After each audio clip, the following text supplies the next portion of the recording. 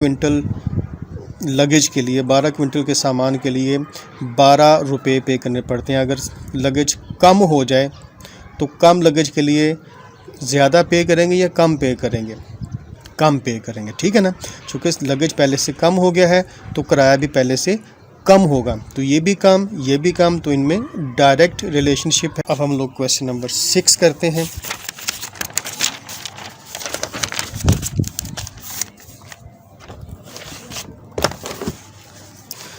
Question number 6 लिखा हुआ है जी, if the fare of 20 quintal luggage for a distance of 18 kilometre is 12 rupees. अगर 12 क्विंटल का सामान हो और उसको हम लोगों ने 18 किलोमीटर का डिस्टेंस तक ले जाना हो तो हमें 12 रुपीज़ पे करने पड़ते हैं। How much fair will be charge, कितना किराया लिया जाएगा, चार्ज किया जाएगा for a luggage of 9 quintals. अगर जो लगेज है वो 9 क्विंटल हो जाए 12 के बजाय, for a distance of 20 kilometre, और उसको हमने अगर 20 किलोमीटर तक ले जाना हो तो हम लोग इसका जो डाटा है वो लिख लेते हैं। तो लिखा हुआ है जी, if the fare of 20 quintal, fare लिख लेते हैं और लगेज लिख लेते हैं और फिर हमारे पास है डिस्टेंस, ठीक है जी। If the fare of 12 quintal luggage, ठीक है, for a distance of 18 kilometre, 18 kilometre के लिए उसका अगर किराया जो है ना वो 12 रुपये है, तो ये 12 रुपये उसका फेयर आ गया। How much fair will be charge, कितना किराया लगाएंगे for a luggage of 9 quintals, अगर इसकी क्वांटिटी 9 क्विंटल्स हो जाए, और कितने डिस्टेंस के लिए, 12 किलोमीटर के लिए, ठीक है। तो अब हम इसको सॉल्व करते हैं। तो अब ये देखें, मैंने कहा है कि जिसको आपने फाइंड करना है, जिस क्वांटिटी को, जिसकी एक्स जिसके साथ वैल्यू है, तो उसको कोशिश करें कि सबसे पहले लिखें, ठीक है ना, और उसका सिंबल हमेशा अपवर्ड होता है। अब हम लोग स्टोरी बना लेते हैं अपनी, सबसे पहले इसको छुपा लेते हैं। हम ये देखते हैं कि 12 क्विंटल लगेज के लिए, 12 क्विंटल के सामान के लिए 12 रुपये पे करने पड़ते हैं। अगर लगेज कम हो जाए तो कम लगेज के लिए ज़्यादा पे करेंगे या कम पे करेंगे? कम पे करेंगे, ठीक है ना। चूँकि लगेज पहले से कम हो गया है तो किराया भी पहले से कम होगा, तो ये भी कम, तो इनमें डायरेक्ट रिलेशनशिप है। तो हम लोग इसको डायरेक्ट को हम लोग अपवर्ड एरो से शो करते हैं।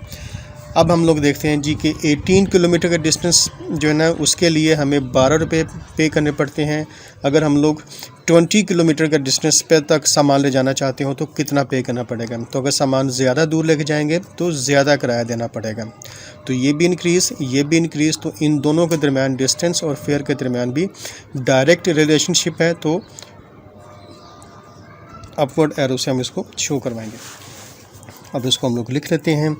जहाँ से एरो शुरू हुआ है पहले वो वैल्यू लिखेंगे, x डिवाइडेड बाय जहाँ तक जा रहा है 12 इज़ इक्वल टू, जहाँ से एरो शुरू हो रहा है वो 9 से शुरू हो रहा है और अपवर्ड जा रहा है तो आप अपवर्ड वैल्यू लिख लेंगे 12 मल्टीप्लाई बाय यहाँ से शुरू हो रहा है 20 डिवाइडेड बाय 18।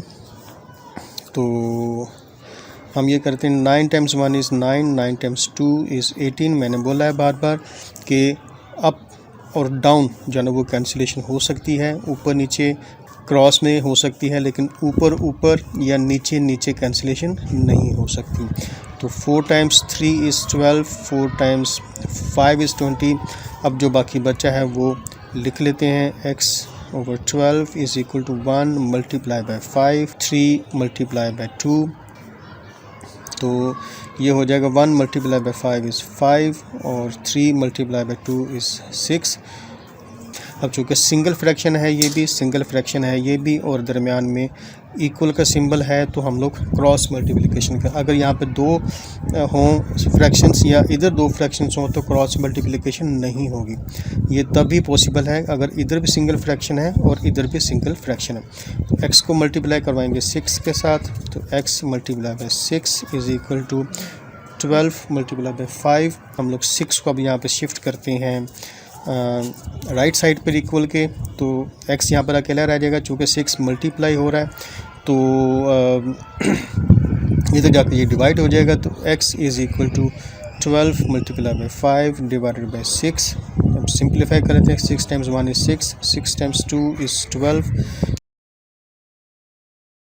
तो x is equal to 2 multiply by 5, ये 10 हो जाएगा। ठीक है, और ये 10 क्या चीज़ है, ये बेसिकली किराया है, रुपीज़ में आएगा, तो हमें ये 10 रुपीज़ पे करने पड़ेंगे। ठीक है जी, समझ आ गई? ओके बेटा, अल्लाह हाफिज़।